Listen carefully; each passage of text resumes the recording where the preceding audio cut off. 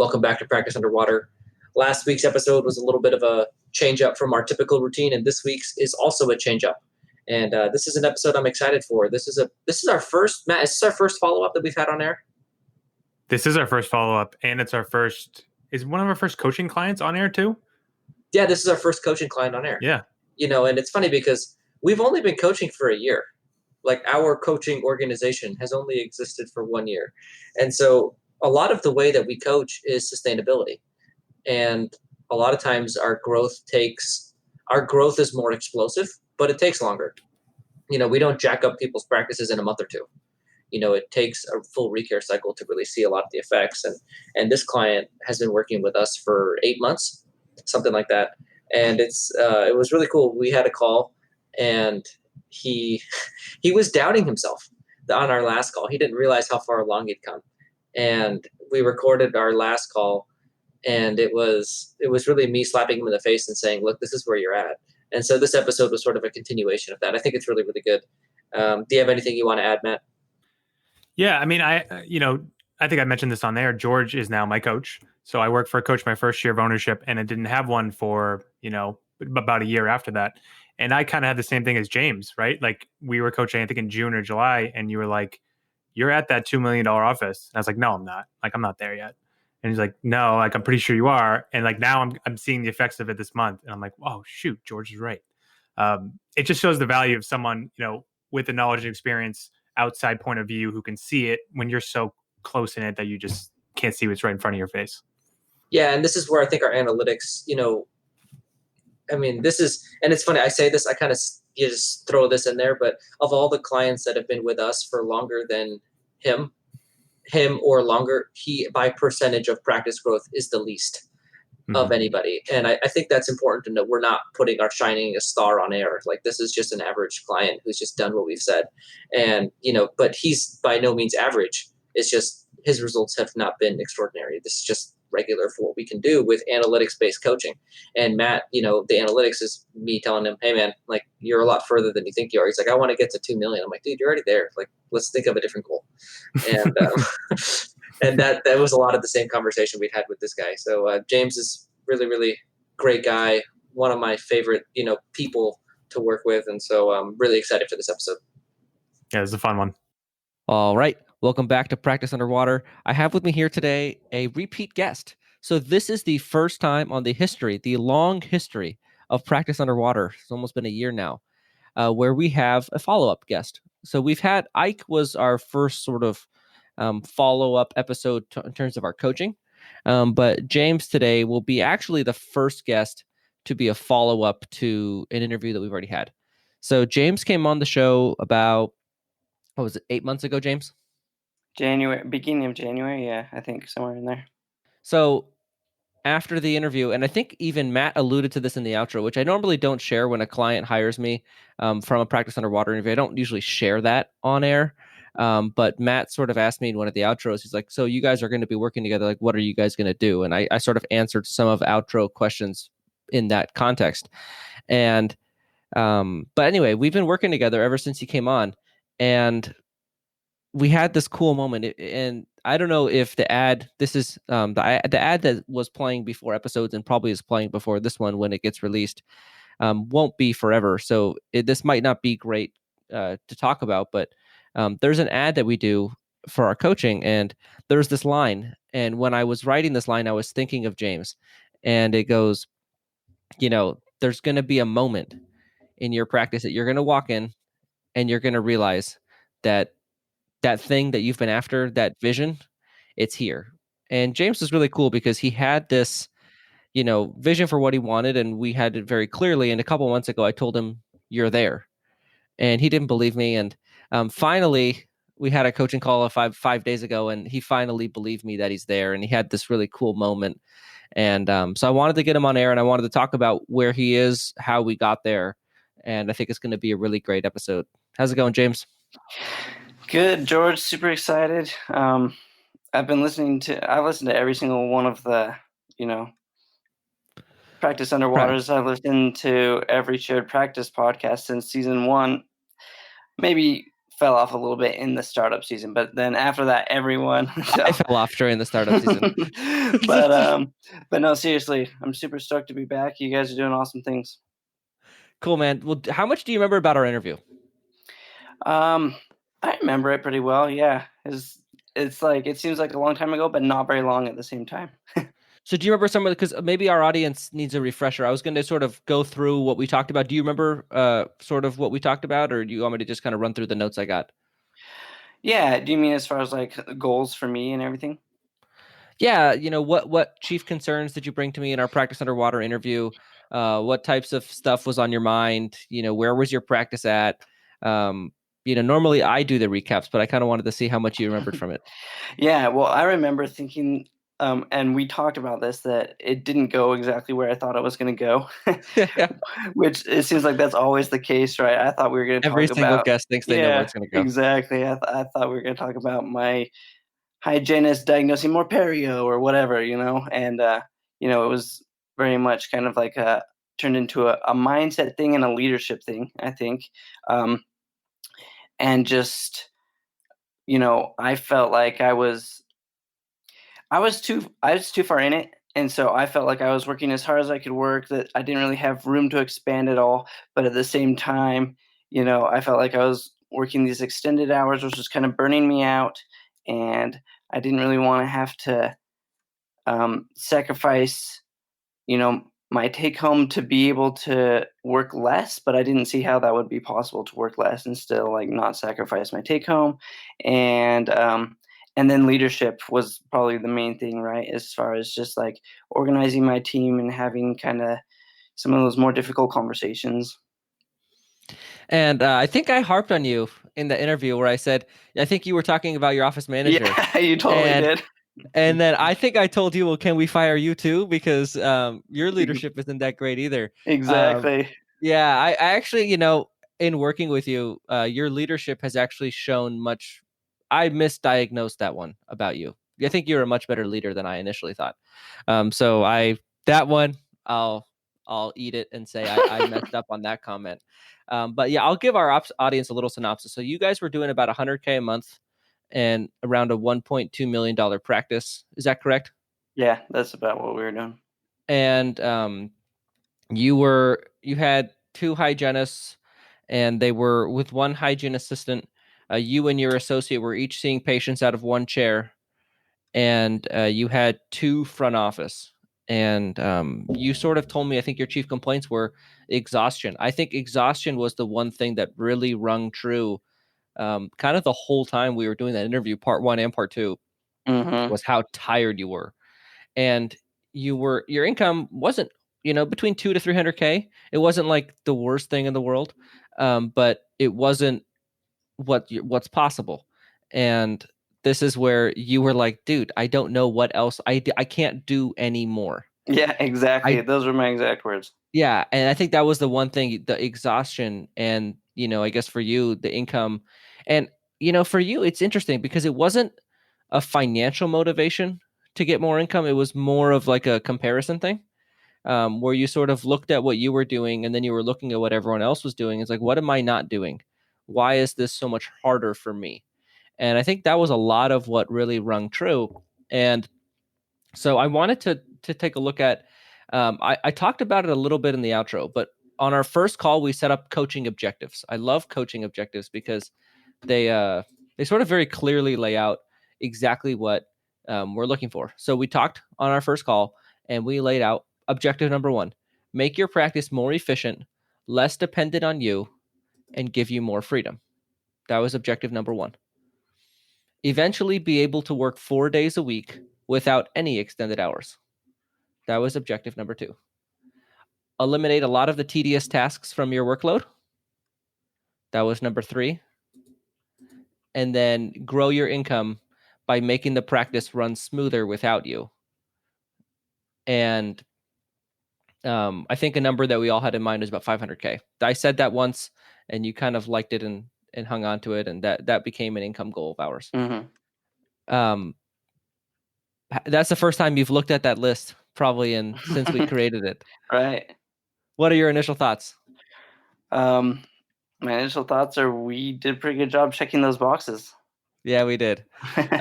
Yeah, so it's cool because yeah, you were an interesting client. I mean, it was you know, you were probably the one that came in with the most buy-in on things outside of um financial gain. You wanted a lot of the other things that you get from coaching as much as financial gain.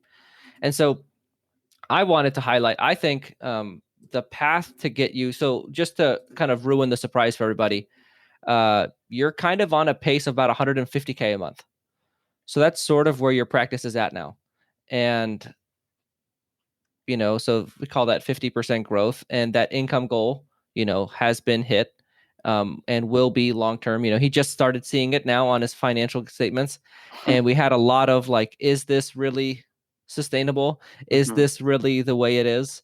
And it's funny because I always say it's not hard.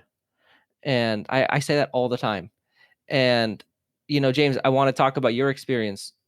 What did it feel like? Did it feel hard going from where you were to where you are, and that whole process of growth? Like, what did it feel like actually doing it?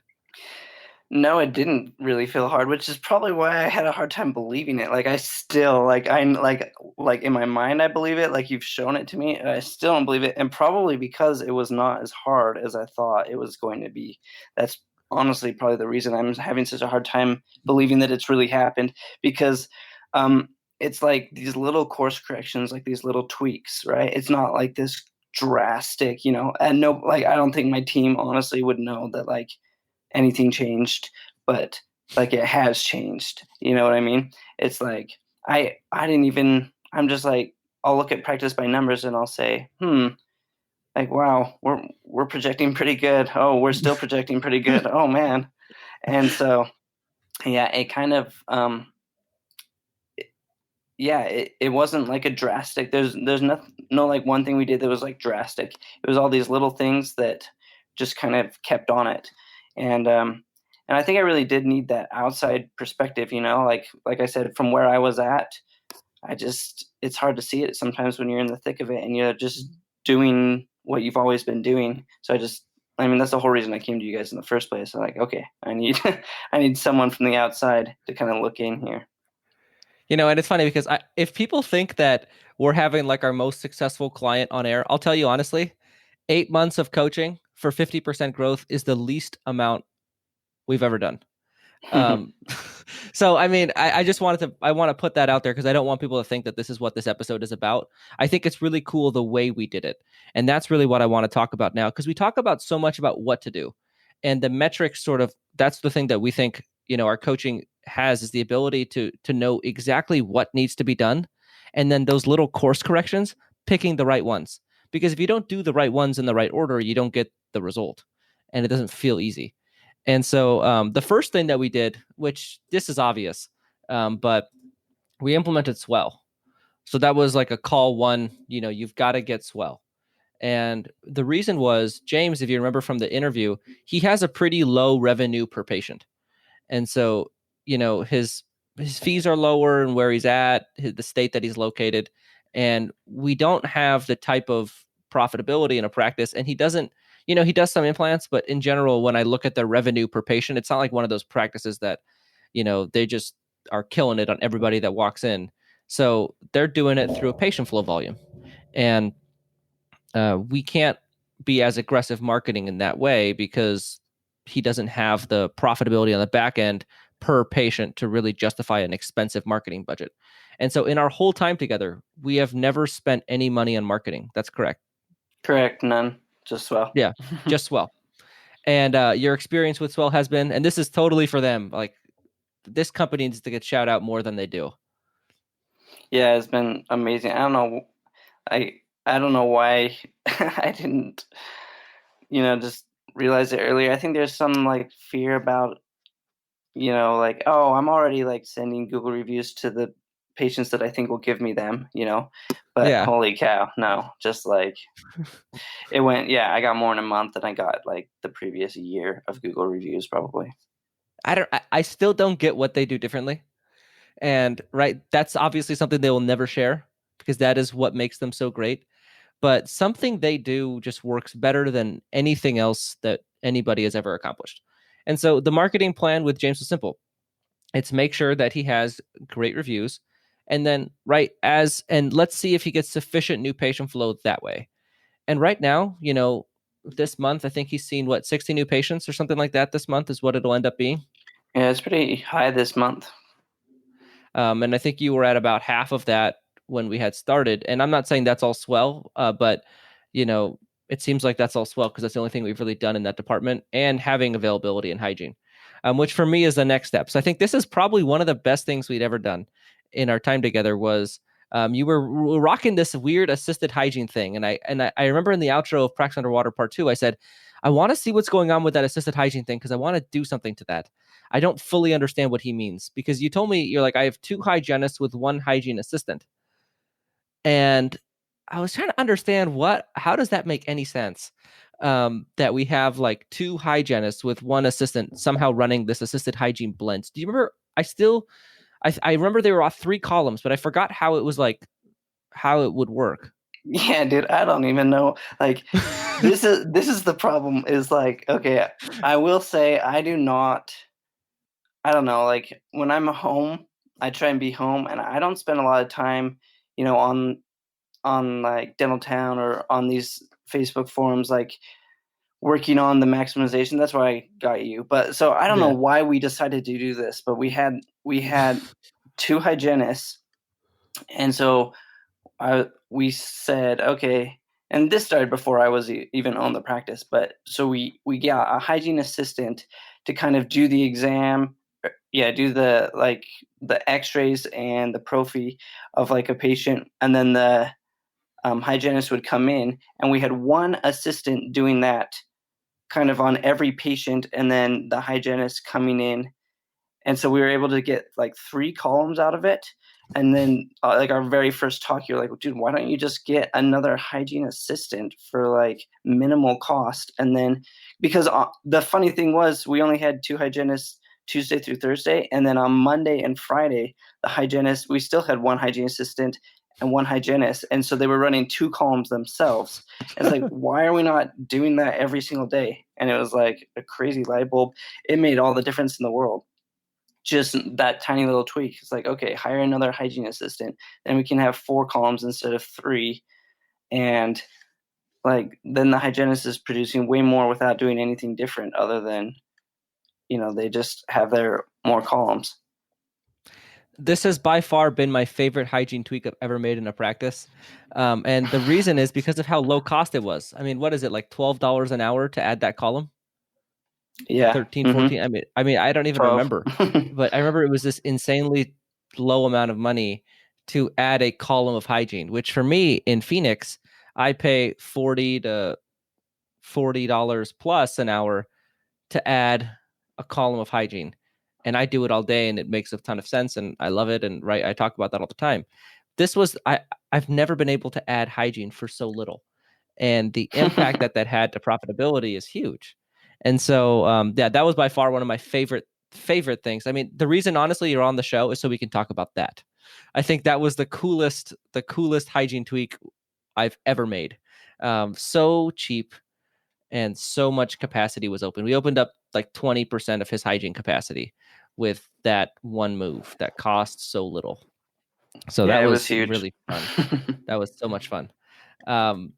And okay, so then let's talk about, so one of the big chief complaints, and I think this was, something came true. A lot of our talk has been around your associate, and it's not that your associate wasn't great. Your associate is an associate, and all of the things that we could say about your current associate, we will be able to say about almost every associate. And so a lot of our leadership conversations have been around clinical leadership of an associate. And I think this is a very underrated area. And, James did, I guess we'll talk a little bit about the second column, because that was something that in your side, before we talk about the associate, because you were sort of like, I don't see myself being able to do more. And then we actually have you now out of 2 columns doing restorative work, when before you were out of 1. So talk a little bit about that change that we made there, and sort of the effect that it had on you personally and the flow of your day and all that stuff. Yeah, so I had my main column of restorative, and then third column was usually just like crown seats and follow-ups and whatever. And part of that was also just not having the assistant capacity to be able to um, do more restorative in that third column. And so, um, that was one of the early things that we implemented. It was, you said, well, get another assistant so we can start using that um, third column for more production as well, because that was just the only hang up is, you know, like me being able to go over there and have an assistant and be able to add production in a second column, as opposed to just have the assistant, my assistant jump over there and then me finish up something while they, you know, made it, took X-rays for a seat crown or something like that. And then you guys were sharing, so you and your associate were sharing that third column, correct? Yeah, we were, for the most part. It was like whoever needed a seat crown, at that time. It ended up being mostly my stuff because my associate was just not super busy. But yeah, we were sharing it, and it was all just fluff. Yeah, and so that's where I said, okay, well, your associate schedule is lighter, so she can absorb her own crown seats and her own Mm-hmm. stuff in her column. And then if we dedicate these 2 full columns to your production, then we can be much more productive while not adding any columns. And so that was a tweak we made where we shifted I don't in general don't love shared overflow columns between doctors, because then you can't schedule them super productively because you're sort of putting them in this unsynchronized way. And what did we do with an op? You had like an unfinished op or something like that? Yeah, well, so COVID happened, Yes. and and honestly, you had got me in this mindset of, okay, how can we make sure that we're at the most capacity as possible. So I had two overflow ops that they just weren't really built out. Like they had a chair and that's about it. They didn't even have like cabinets and stuff. And we used them for like if we had to like throw someone else in a chair real fast. Um, so when COVID happened, I was like, okay, it's the perfect time, even though like things were kind of uncertain. I was like, let's build out these two ops, get them fully functioning for when we can come back, and that'll allow me to have my solid 4 rooms of hygiene, because I wasn't really, I mean, that's the other reason we were only doing 3 hygiene, um, honestly, is that I wasn't really set up for 4 rooms of hygiene. I had 7 ops, but I was only using 5, and sometimes like 6 is like an overflow. But so during COVID, I was like, okay, we're doing this. So I finished out those other 2 ops like fully. One set up as a dedicated hygiene, and then the other is like a dedicated restorative, so that And is we that could, your second restorative op?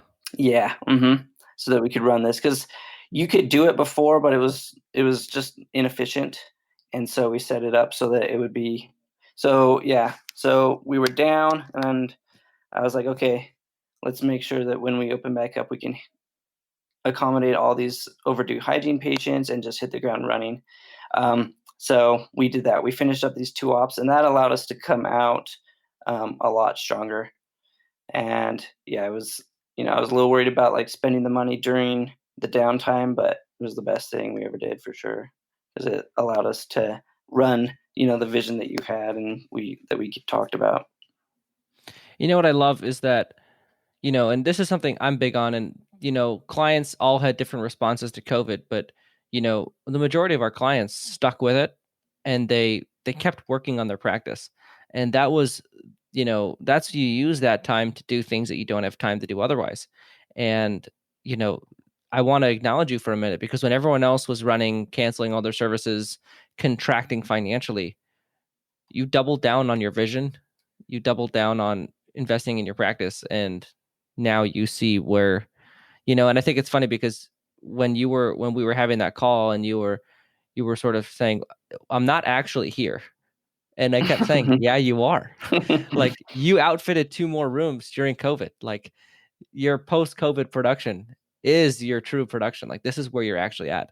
And you have, of all the practices that I've worked with, you have one of the best October hygiene situations out of any of them, because in your state you were only closed for a month, and I don't know how you guys had so many openings or had so many people. I think you guys were one of the last states to close and one of the first back. So I mean, and you're not one of the cases that's blowing up with cases. So you're one of the states that's not blowing up with cases. So I think your state, whatever you guys did well. And your practice, your hygiene department, is going to benefit because of that for sure. And those rooms are huge.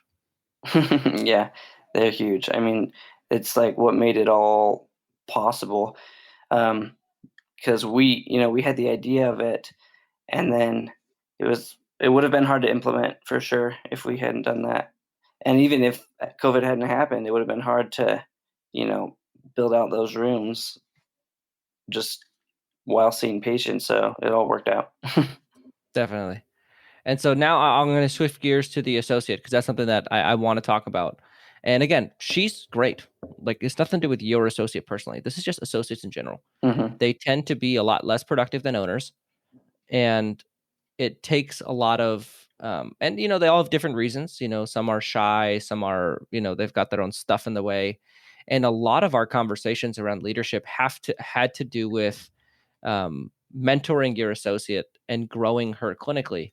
And this is like one of the perfect examples of, George's whole thing of my shtick. We'll call it a shtick of, like delegating and growing the practice without being dependent on you. Because it's very easy to just say, okay, let's just have you do more exams, do more dentistry. Like, that's the easiest thing we could have done.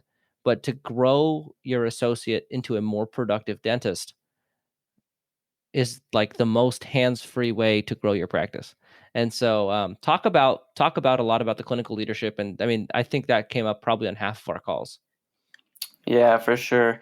And my associate, when she came to my practice, she was fresh out of, she did a 1-year residency, but she was fresh out of that, and very timid, shy. And so, we talked about it, like you say, on most of our calls. And I really started, one thing that helps us practice by numbers is I was able to kind of pull that up and be like, hey, look at these cool things you can measure on practice by numbers. You can measure, acceptance, you can measure diagnosis, you can measure, crown to filling ratio, all these things that you can kind of measure, and I started talking to her about that and showing her, okay, like, here's where we're at, here's where you're at, here's where you were at. And I started doing that. I started kind of doing, as I started coaching her, I would reinforce that by showing her kind of the numbers on PVN, show her where she was to kind of where she was getting now. And I mean, one of the things that I would not have done without you, George, because I think, you've helped me especially make some of these decisions where it's like, hey, it's okay to, run your business. And I think if you listened to the last episode, I was kind of like slow to ask other people to do things that I thought maybe might like give them more of, more work or something like that. But I mean, one of the first things we did is we went through and we eliminated, me doing all the things that I didn't have to do. And then we gave my associate the evenings, and we prefaced it with, hey, you want to be more busy, because she did. The way you're going to be more busy is doing more exams. And I think, as an associate, I don't think that clicks at first. So I had to show her that. Like, hey, more exams equals busier, equals more take home, equals more everything. So we gave her those later nights, and we got her, doing more exams and then diagnosing more. And, a lot of it was kind of overcoming her fear, I think, of just not even fear, but lack of confidence.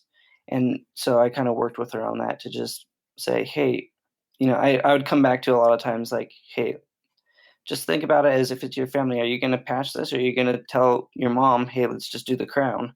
You're going to tell your mom, hey, let's just do the crown. And, she definitely improved. Like, we've seen it for sure. Oh, yeah. And the cool thing about your associate is that when we look at, this is such a touchy, I actually got destroyed on a different show for having this conversation, but like, I'm not going to back down from it. This matters. And so, yes, telling other dentists, diagnostically coaching them And right, I've never seen your associate. I've never seen her work. All I saw was that her filling to crown ratio was double yours. So she was doing twice as many fillings, half as many crowns in ratio to you. And so diagnostically, you guys are not in sync. And so I'm not going to tell you, hey, James, you got to do less crowns, more fillings. That's not going to happen. She has to mold to your clinical protocols. And that's a lot of where the diagnosis coaching and everything comes in. And a lot of what we talk about, we coach clients and then we tell them they have to coach their team. And, we are coaching the leader and the leader has to coach, the team. And, you have to figure out their area of resistance. That's always the first thing.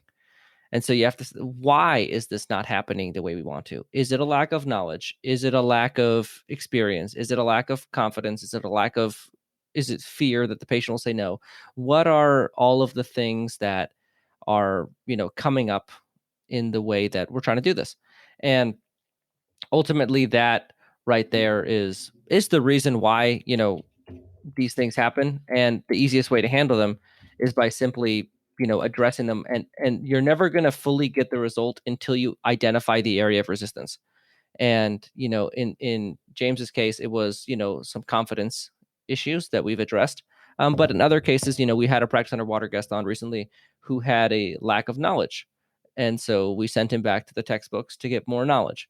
But you have to walk into rooms confident, and I think that was so I'm really, really proud of you for handling that.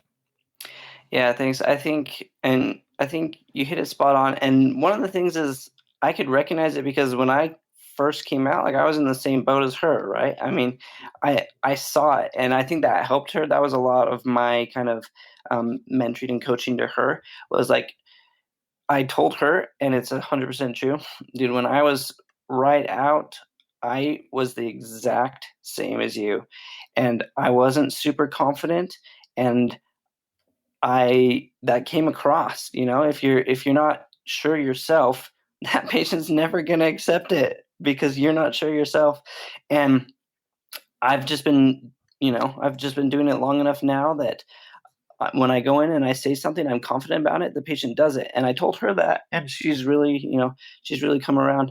And I told her, I'm like, what, you're not doing anything wrong. This is exactly how I started out. And you can see where I am now. And I think that just kind of, gave her that extra, like, yeah, he's right. Because I knew it wasn't a knowledge thing. I knew it was a confidence thing. And I saw that same thing when I was, starting out. And so I kind of just shared that with her and kind of walked her through like how I got to it. And she ate it up. To her credit, she ate it up, and she's just gotten way more confident, and it shows. And way more productive. Yep. Which is, yeah. It makes a huge difference. I mean, seriously, it does. It's like that whole thing of what you were saying of not having to be exhausted is like, oh, wow, if my associate's actually producing close to what I'm producing, it makes everything so much easier. Yep. And like, I remember you were talking about it. Was it Monday where your day sort of fell apart and then she was just cranking? Yeah. I was like, this is awesome. Should do this every day. Yeah. So that's so it's funny because coaching, I find, is a lot like a timeline, right? You've been out for 4 years and you can look back along your 4 years and you can see where she's at. Somewhere you were at that same spot. Mm-hmm. And that's the whole ask me how I know thing that I don't stop saying is, yeah, like I know what it's like to not be confident when I'm talking to a patient about treatment. Ask me how I know. This is how you get over it. And, it's funny because we have the same experience with you guys where we see, like, I remember one of your big resistance was asking her about evenings. Mm-hmm. And, you felt guilty. You felt all kinds of stuff around, well, I get to go home and the whole staff is staying here and that whole thing. And so actually I'm looking at notes that Peyton Keller is one of our interns. He took notes on the episode and he sent them over to me, and he quotes me a lot. And so he says that George tells his associate, you are here, so I don't have to be. And it's a little bit more abrasive than the way that, we handled it. But, it was a lot of, and this is where we always talk about starting with why. we started with the reason why we are making the shift. And in the associate's situation, it was because she can do more exams. The evenings are peak hours. People are coming in. There's a lot of exams in the evenings, and that's going to help her be more productive, right? So then we got buy-in from her on the idea of checking evenings. Now you check out of evenings. And so we both got what we wanted. She's more productive, and you have a easier lifestyle in terms of your work-life balance. And that was something that was super important to you. For sure. And I gotta say, I was worried, like, oh man, if I stop doing evenings, my production's gonna go down, blah blah blah. But but no, not really. Yeah, and then now you got 2 columns. So you got 2 columns. You're still booked out a little bit too far, and so yeah, I mean, you not doing evenings is not. I mean, if anything, you're just happier. So that's all that matters. Mm-hmm. So I want to talk to you about that feeling, that having those conversations with your associate. Those are a lot of, like, there's that quote about uncomfortable conversations and pushing through them and how they measure your success. And I feel like a lot of your uncomfortable conversations came with your associate. Initially the diagnosis coaching was, and the all of those things, were they uncomfortable? It felt like he was like, why am I talking about these things? We've never had these conversations before. How did that feel at first? Well, like the evening one and some of that stuff was for sure. The diagnosis ones, not so much, because I think I've always been kind of like there to kind of teach her. And so I've kind of always been doing it, but I probably just did it a little bit more regularly since we started doing our coaching together. But so like that's the like the clinical coaching and diagnosis and stuff like that came fairly natural. And she's always very open to all that stuff. But I gotta say, yeah, like originally I was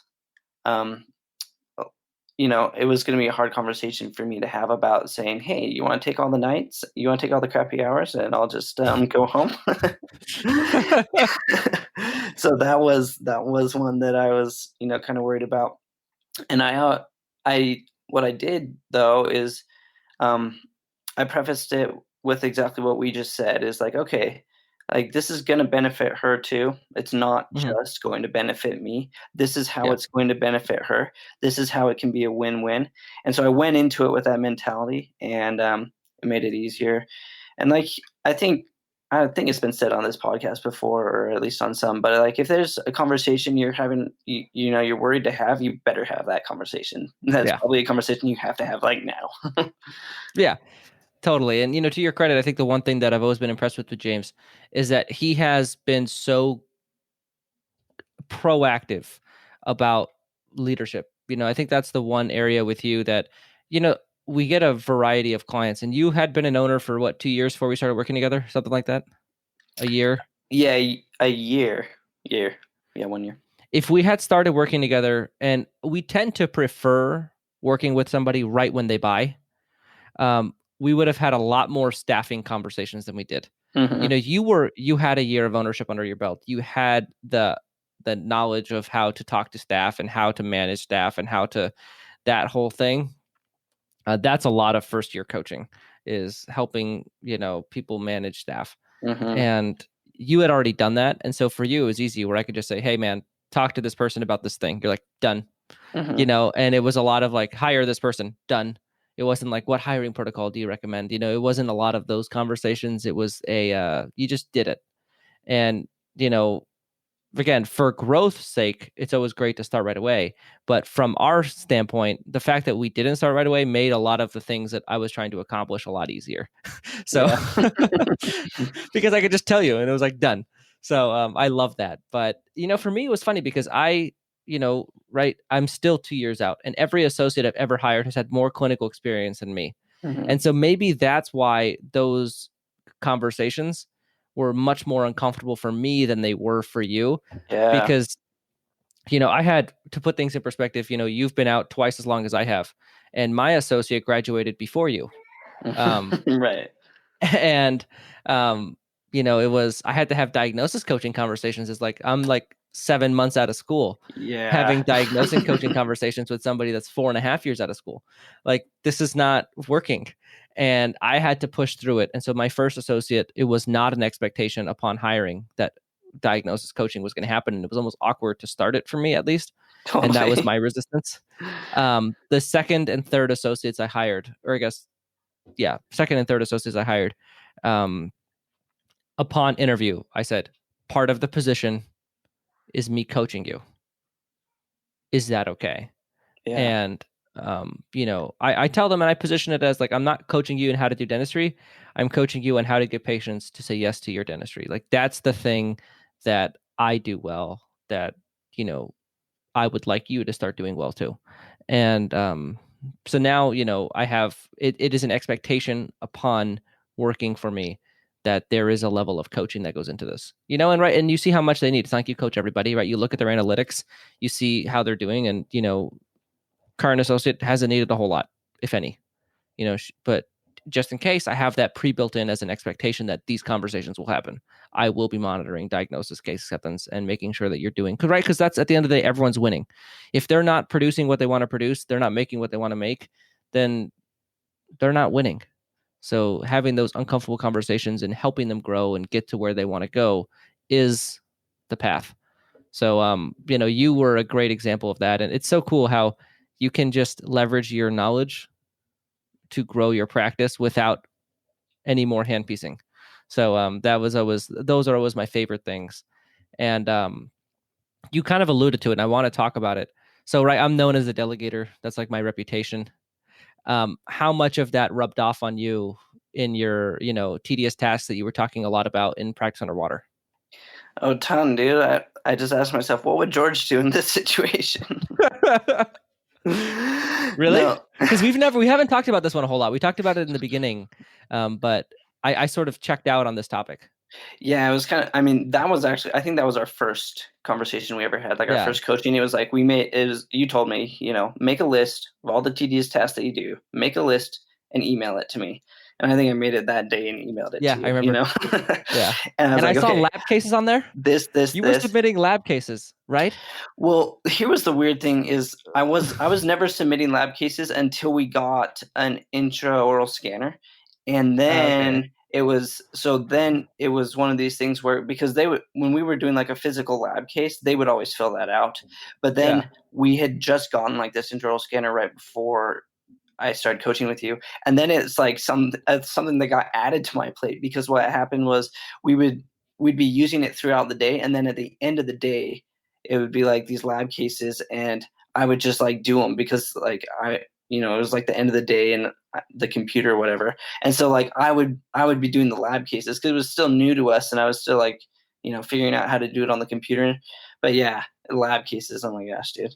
Yeah. So it was like I was regressing. I was starting to take on more and more instead of like less. And so, yeah, I wrote down all these things. Notes. There had been a time where the assistants were doing notes, and then they just like weren't doing them, and I wasn't saying anything about it. So all this stuff. And so, yeah, I think in that first month, I was just like, okay, we're doing it. And so like I had a sit down, and those are the conversations were harder than my like coaching conversations with my associate, because for me, really, for me that was harder, because like I say, I think you hit it on the head with my associate. She already kind of looked up to me as like a mentor because I had more clinical experience, but these were the conversations where it was like we already felt busy. We were understaffed at the time even, and here I am asking them to do more.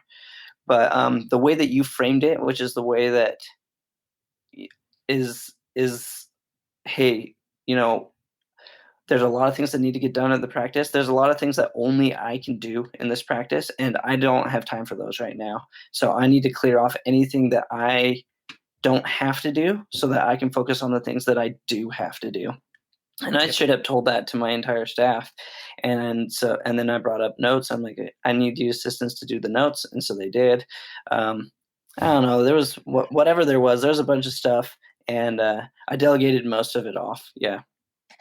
Dude, this is the first time I'm following up on this issue. It hasn't come up again, and we've been working on other stuff. I'm so happy for you, man. Yeah. Oh man, that's great. Awesome. Cool. Oh, so what is the experience like now? Going to the office, right? We talked about it before. You used to be working more than 4 days a week, evenings, all that stuff. Now we're 4 days a week only, delegating a lot, making more. What's the experience like? Yeah, it's like just recently I'm like, man, like I just feel like I have so much more time now. It's awesome. It's really good. Be- because yeah, it's we got rid of evenings, which is awesome. For a minute there, I covered her, but now we're back, and so that's good. I do every other Friday, so I don't even do 4 days a week every week. I do 3 days or no, I do Oh, 4 days. really? I still do no, I do 4 days, and I do still do every other Friday because this was the one thing that I didn't really get when I did have her do the late evenings. She volunteers every other Friday. So I felt like I couldn't really ask her to stop. Like she committed to that volunteering. So I still do that. But when I do get my new associate, it's going to be because my associate will be leaving in a year. So it will be, just the 4 days, no evenings. And, but yeah, my work experience now is much, I don't know, it just feels like easier, smoother, less draining. Yeah. And my favorite part is how skeptical you were that it was that there was like I love that you're like there's nothing more I could possibly do, like Yeah. we're stuck. And I think it's cool because right there's somebody listening right now, and this is the purpose of the episode. Yeah. There's somebody listening right now who feels the exact same way you felt. And right, we do this a lot where we get somebody in there, we change their life, we help them out, and now for the rest of their career they have this different reality and this different mindset. Like what you just said right there. My next associate definitely working every Friday. Like that's an ask me how I know. Like that I'm not doing this again, And you said it with such confidence, and you said it with such, and that's change. Like that's permanent change in who you are as a leader. And that's where we talk about, right, the how, what, who. This is who. This is you saying next associate definitely working Fridays. Like I'm so clear on that. It's so easy. Like that's happening. And that's where we know that the change that we've had in our, like, I'm not going to coach you forever, obviously. But the impact we've had will last for in your entire career because you're just different now.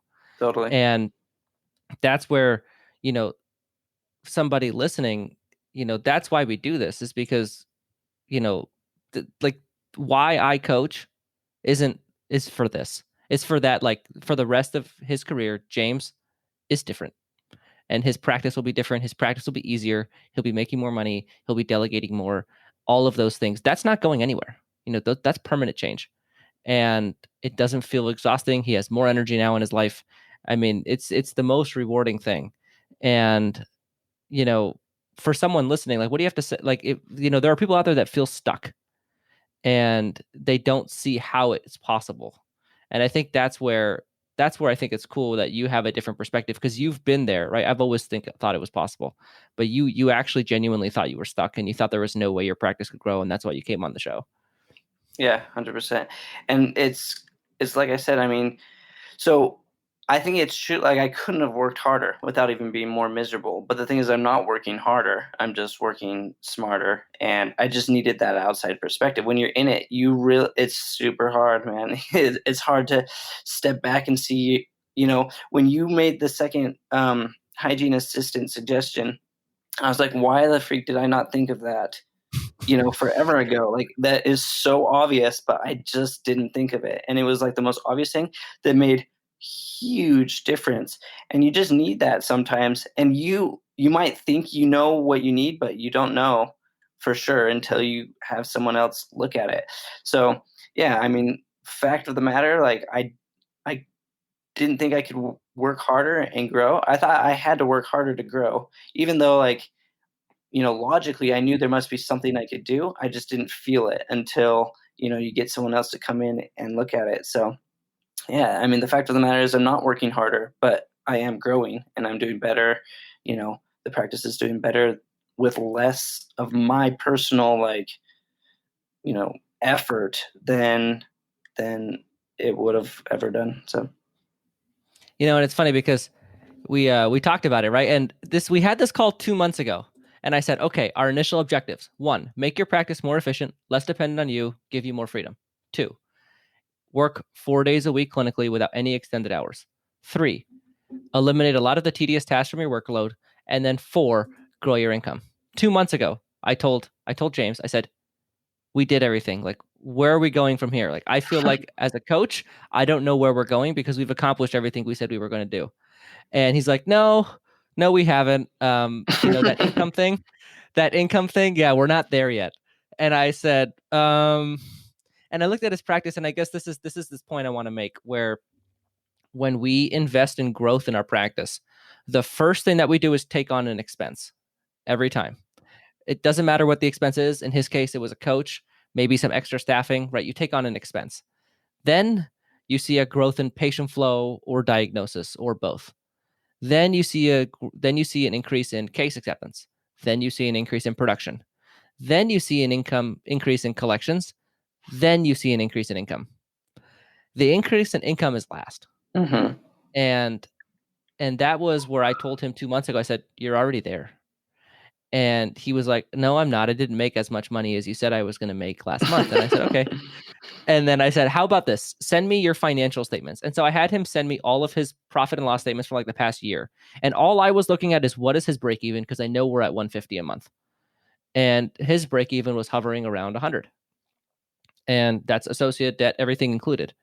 And even that's like paying himself a small salary. And, his break even hovering around 100 means that, if he's doing 150, he's taking home, between 50 to 60K a month. And that's where I said, okay, like, we are there. He just needs to see it. And that's why, right? You sent me all those profit and loss statements, and I did not say anything about your expenses, right? You didn't, not at all. I literally did not say anything. I just received them. I looked at them and I said, I was right. We're there, and he'll see. And that's what I told myself. And I said, I'm not going to say anything. And then right before our last call, you sent me your June statement. And that was the first month that the work we had done had showed. Mm-hmm. And then I said, that was a big I told you so on our call. And it wasn't, and the purpose of the I told you so wasn't for me to look good or for me to be right. Like, that's not it. It comes back to, and this is where, you have to believe it. And, like the ad I was referencing at the beginning of the episode, one day you're going to walk into your practice, and that vision that you had, the reason you hired me, it's going to be there, and it's going to hit you like a ton of bricks. Remember I talk about in the ad about how sudden it is? Like, you don't see it coming, and then it just hits you. Yeah. That was your experience, right? Totally. Mm-hmm. It just hits you like a ton of bricks. And it's because you wait until that last minute. Most people wait until that last minute income before they believe it. And, that's the last thing that'll come. All the other stuff, the expenses, everything else will come before then. And it's committing to and having faith in that process that it will happen. You need to have that first, so you can make that first leap and let the dominoes fall until you get the last one, which is what you're looking for. Mm-hmm. And so, I think you were my client that I learned. And right, it's funny because us coaches talk, we learn things from every one of our clients. And you were the client where I learned the value of this idea that we call enrollment. So enrollment, it actually, you don't know this, but the way that you came on changed the way we sell coaching. And I think you were the first client that we had that was more interested in all the other things about coaching and not their income. And income was secondary. And we saw a level of buy-in with you. And, I saw it, and then we talked about it internally. We saw a level of buy-in with you that we didn't see with, we haven't seen that same level of buy-in as often with our initial coaching clients. And it was because you came for all the reasons, not how much money you make. It was lifestyle, delegation, practice growth. You wanted all these things for reasons that were not financial.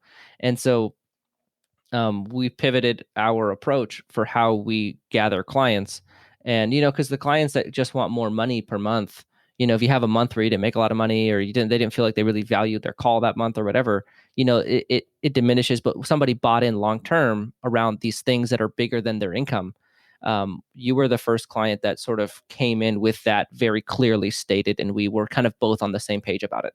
Mm-hmm. And so, your level of enrollment in what we were trying to accomplish, your level of buy-in was more so than, any client we had it up to date, that came on the way you did.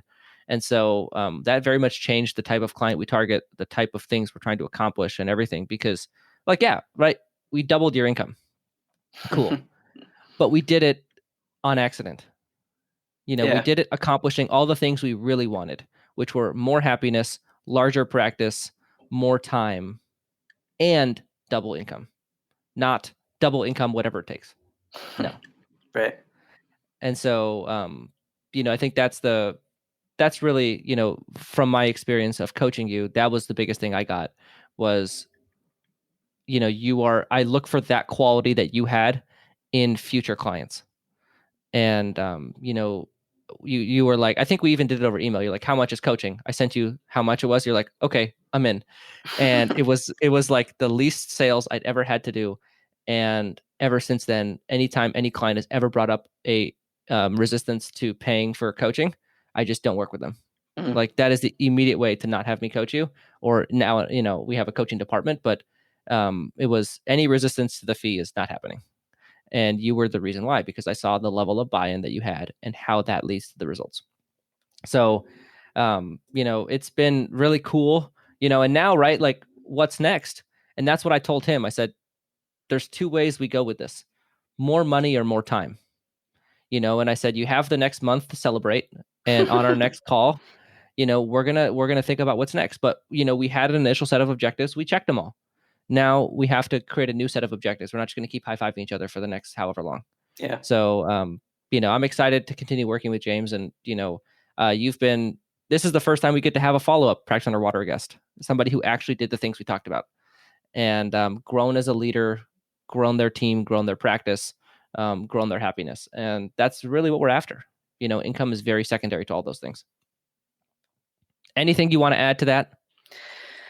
No, George, I'm just appreciative. You guys are doing awesome. I mean, I don't know. I wanted to set something up where it was, because I realized, I mean, I've got we all do. We've got a whole career ahead of us. We talk about front loading all the time. It's like, Mhm. when my whole thing with this is like, look, like I don't care if I literally, lose money, can't afford to do coaching, like I'm going to do it because over the next 20 years or however long I'm practicing, like it's going to come back no matter what. So that's why it's like, you just have to decide, what's important, right? I mean, and I take this from you, obviously you of all people know, like you got to invest in things and you got to take risks sometimes. And sometimes you got to, sometimes it's not going to work out, but you won't hit it big if you don't try, you can't win if you don't play.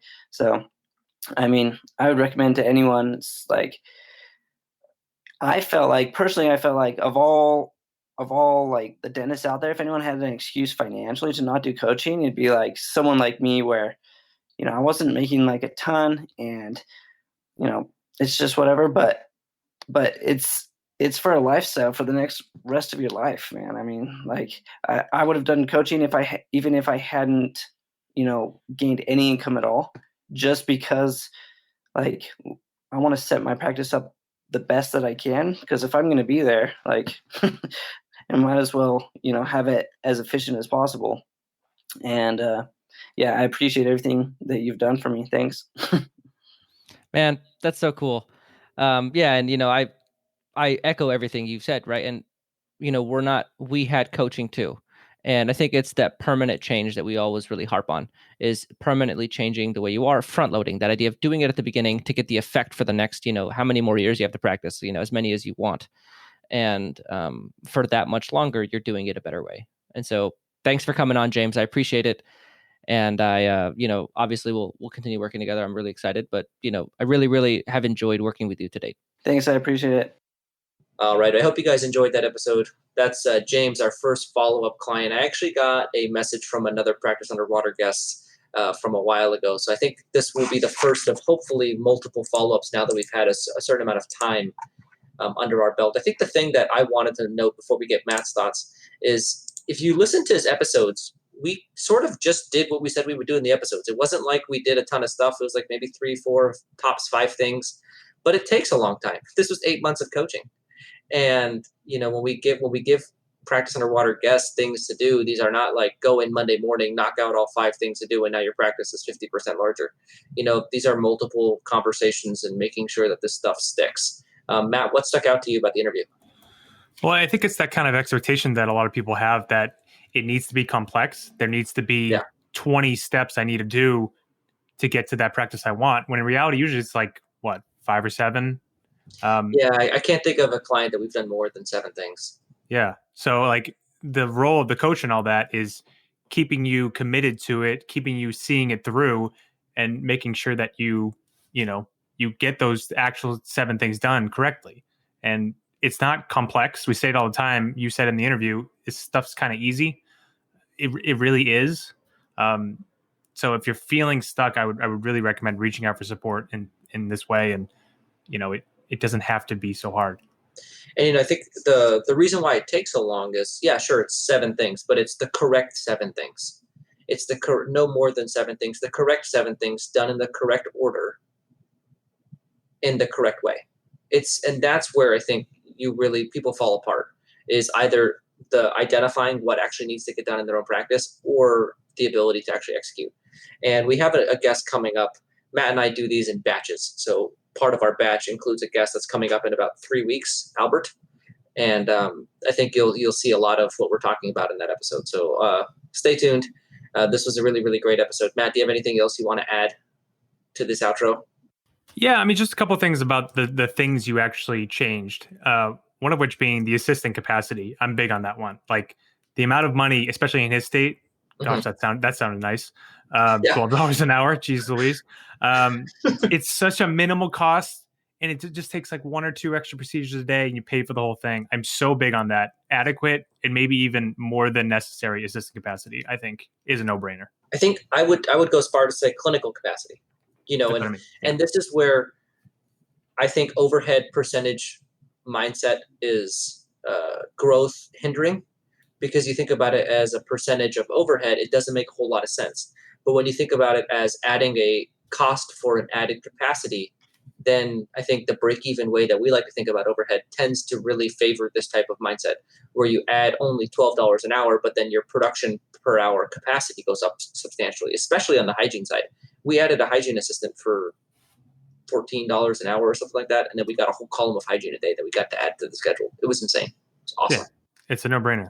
And I think it was cool to see a client come in to coaching, looking for all those other lifestyle changes, and income was like way down the list. Like you talked on that a lot in the interview, but like that is an ideal client. The ones that give you headaches are the ones that you feel you need to hit a certain income level for them every month, or you're not quote unquote worth the fee. Yeah. It's just a nightmare. And if you think about it, right? And this is what I love about what we do. Is I genuinely feel like we can't charge enough, because you look at the impact we've made on his life. His income is twice what it was when we started. He doesn't work evenings anymore. His practice is much less dependent on him, and he's much happier, and he has much less fear about certain things with leadership and staff. What value can you place on that for the rest of your career, to have that be your new reality? That's the thing that I think is insane. And enrollment, like Matt, you very much remember the conversation we had in January. It was right after he had started, and we used him as the example for enrollment and what we're trying to get moving forward with all of our clients before they start. And I think our successful coaching relationships have everything to do with enrollment, and it has been a lot less to do with what we bring to the table and a lot more with the level of buy-in and enrollment that client has before we get started. Yeah, because you can see the result of that buy-in, right? Like he followed your advice, your support to a T, and he got everything he wanted in what was it, 8 months? Yeah, I think we're right now we just are going to reset now for the next. Yeah, and now you create new goals and new projects, and you go forward from there and continue until the sun comes down. He decides not to. Yeah, right. So I mean, I think I didn't realize until this interview like the lifelong impact our coaching has. Like I knew, transform your practice, transform your life, but I didn't equate that to, like this is going to impact his whole career. And it was wild. We were talking about associate hires, right? And we know his associate in a year is going to be moving, and so we have a turnover at that position in a year. And just the way he talked about it is, I'm definitely, if you listen to his part 1 and part 2 of Practice Underwater, he's all stepping over toes about who's going to work evenings, and he's got to make it fair. And now he's like, nope, they're definitely working every evening and every Friday. And it was just no hesitation. And that's mindset. right? We talk about mindset. We talk about our mastermind. We talk about how that's where we fortify it. And his ability to just so clearly, confidently, and just, I didn't even prompt it. He just said it. And that's permanent change in that person. And that's what leads to the leadership and the results. And that was just, when he said that, my heart sang. I was like, oh man, dude. That was That's awesome. I mean, the last point I have with James is the, we get a lot of these doctors who come saying like, I can't work any harder. Like I can't do anymore. Yeah. And like, it was so great to show the audience, here is the result of someone who said that originally. And actually what could be possible if he just works smarter, not harder. Like, this is great. Yeah, it was so cool because I remember it was so clear. I forgot about that. But in the intro, when he said that, I instantly remembered the interview. I was like, oh yeah, he's that guy. Yep. He was the guy that kept saying, Mm-hmm. I'm maxed out. There's nothing more I can do. I'm running around and we're not getting anywhere. And yeah, it's that feeling is so, and I think, again, I keep harping on Albert. That's the one I'm fired up about coming up in 3 weeks. But, he has that same thing going on of the, like, don't see how this could possibly move. You keep moving and I've been there, right? Trying to push your practice really hard by pushing.